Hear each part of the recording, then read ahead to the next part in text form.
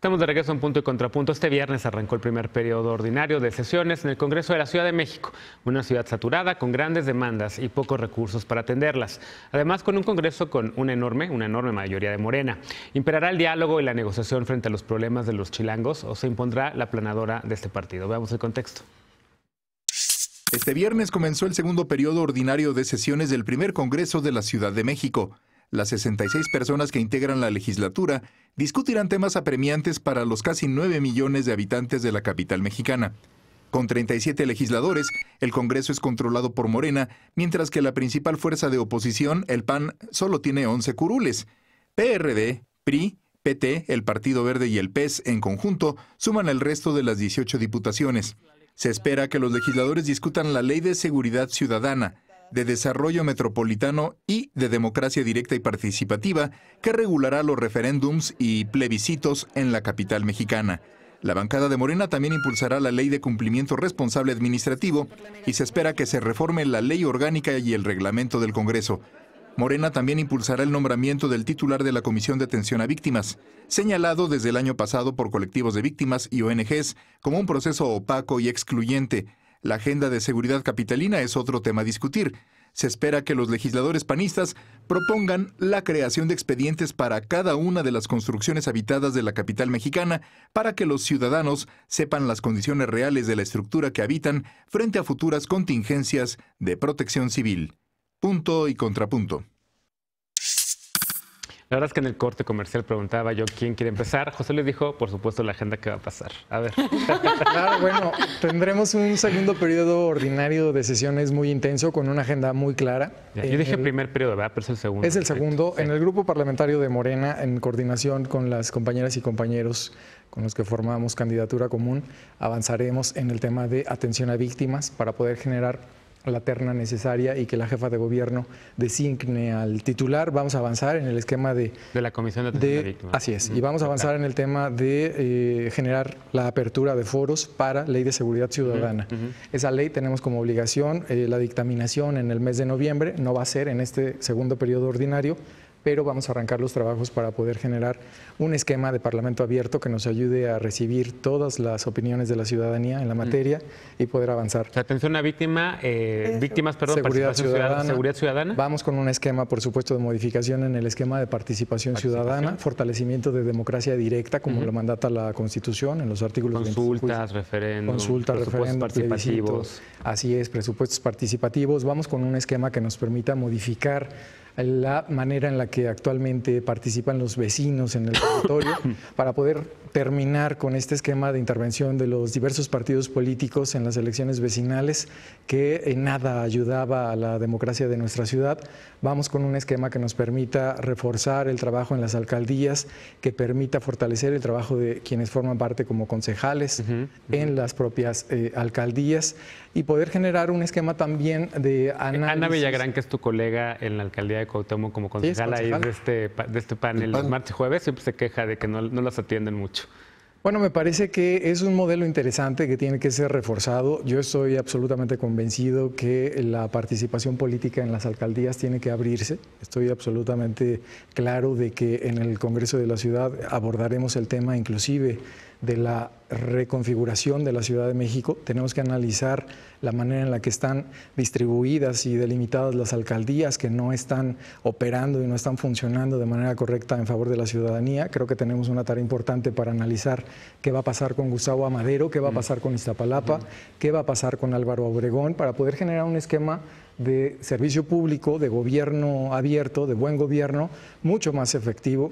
Me parece que tenemos tareas fundamentales que tienen que ver con las reformas a la Constitución que se presentaron en el primer periodo ordinario de sesiones, que tienen que ver con la modificación de diversos artículos transitorios, que tiene que ver con la planeación en la ciudad, con la creación del Instituto de Planeación Democrática y Prospectiva de la propia ciudad, que nos ayuda a tener un mejor esquema de atención. vamos con un esquema de agenda ciudadana donde podamos generar un fortalecimiento de la participación de la comunidad en las decisiones del Congreso capitalino. Diego, estas son las prioridades de Morena. ¿Cuáles son las de Acción Nacional? ¿Coinciden en algunas o no? Sí, veo coincidencia en algunas, pero sobre todo la primera diferencia que tendremos que establecer es de que Morena tendrá, pues, evidentemente la agenda del gobierno, la agenda oficial. Y desde Acción Nacional lo que estamos intentando es generar una agenda cercana a la ciudadanía donde involucremos a la sociedad civil organizada en toda nuestra agenda. En principio, también pugnar para que, como bien lo comentaba ahorita José Luis, va a ser la agenda de ellos sin tomar en cuenta las otras. No, que no sea así, que se vean y se estudien las cosas que particularmente estaremos proponiendo en las otras fuerzas políticas y no sea el mayoriteo absoluto que siempre pretenden hacer sin siquiera entrar al debate. Nosotros tendremos una agenda amplia en 5 ejes fundamentales. El primero de ellos es la defensa de nuestra Constitución, esos sueños, esos anhelos, esos derechos que están consagrados en la Constitución, por supuesto se han plasmado ya en las leyes secundarias. Traemos el tema del sistema de derechos humanos, que se busque justamente ampliar y empoderar a los ciudadanos con los derechos que establece la Constitución. Estaré particularmente promoviendo yo un tema de que existan estancias para adultos mayores en cada una de las alcaldías. Estaremos buscando también que se genere la nueva ley de pueblos y barrios originarios, que es mandato constitucional, porque lo cierto es de que existen diversos mandatos que la Constitución nos dice que se hagan cierto tipo de leyes y ya ha sido omiso el Congreso, se han fenecido algunos plazos, ya se nos han ido esos plazos y por supuesto nosotros no queremos que siga continuando ello. Estaremos también con un tema de agenda ciudadana, fortaleciendo los comités ciudadanos, los comités vecinales, habrá elecciones en este año, también impulsando un poco más y reformando el tema de cómo se presenta la iniciativa ciudadana, que los propios ciudadanos puedan interponer sus iniciativas de reforma. Estaremos también buscando por ahí el Parlamento abierto, que es un tema de que ya no existan estos temas oscuros tras la puerta en el Congreso, que todo sea abierto, que todos los ciudadanos puedan conocer la información y sobre todo poniéndole límites a las burocracias y límites a los grupos de interés que evidentemente también vienen algunos intereses del gobierno. También buscaremos un gobierno eficiente que le responda a la gente, buscaremos que el predial se quede en las colonias en donde ha sido recaudado una parte de ello. Estaremos buscando... ¿Ahorita dónde se va? ¿Ahorita cómo es? Ahorita se va directamente al gobierno central y el gobierno central se queda con todo el recurso. La idea es de que las colonias que aportan, los vecinos que aportan su predial, se quede un porcentaje ahí para obras de mejora de la colonia, porque ya lo están pagando ellos, digamos, sirva para que sea una mejor comunidad, una mejor colonia. Déjame darle la voz también a Arce porque nos quedan 4 minutos con 50 y quisiera también preguntarles, a ver, yo me acuerdo en los últimos años que yo le he dado mucho seguimiento a los debates en el Congreso de la Ciudad de México, ha habido muchos muy acalorados que han diferenciado a los partidos políticos, matrimonio igualitario, por ejemplo, la ley de identidad de género. ¿Se están dando esos debates ahorita también en lo que ustedes llevan en estos periodos? ¿Se están diferenciando los partidos? Porque escucho la agenda tanto de Morena como de Acción Nacional y escucho como cosas de democracia participativa, de empoderamiento ciudadano.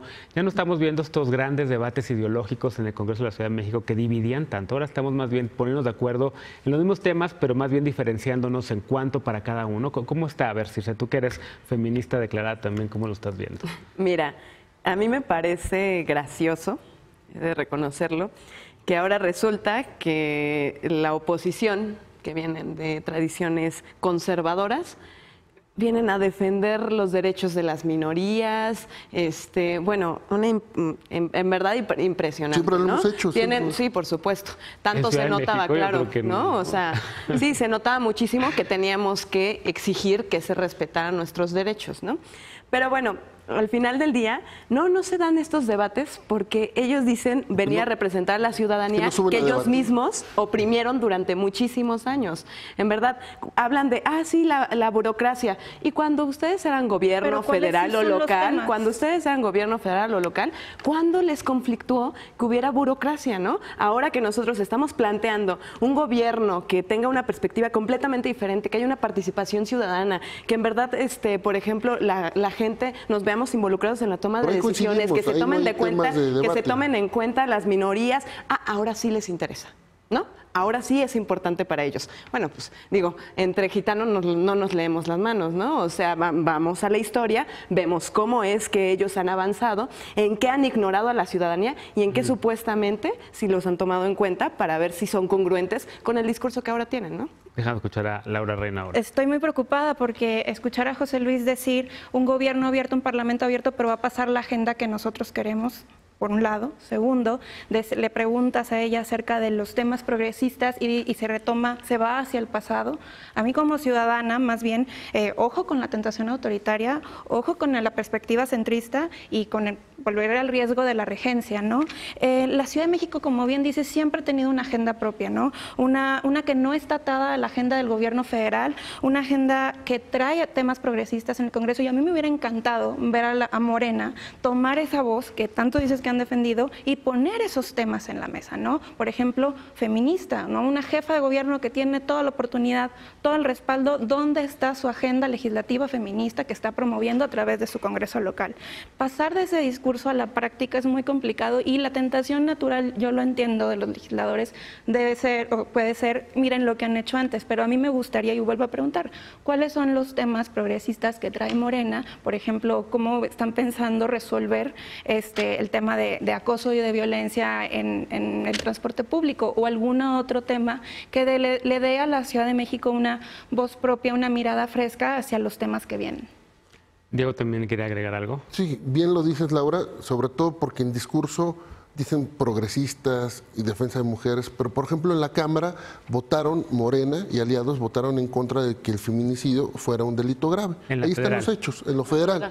En lo federal ahí están los hechos. Prisión preventiva, ¿no? Prisión preventiva, Morena y aliados no quisieron que fuera un delito grave. ¿Dónde está el discurso? Y tú sabes que en el Congreso local presentamos un punto de acuerdo para exhortar al Senado de la República como Morena para pedir que en la reforma al artículo 19 constitucional, y tú lo votaste también a favor, por supuesto. En la reforma constitucional podamos avanzar en el análisis de los tipos penales de feminicidio, de trata, de explotación sexual, comercial infantil.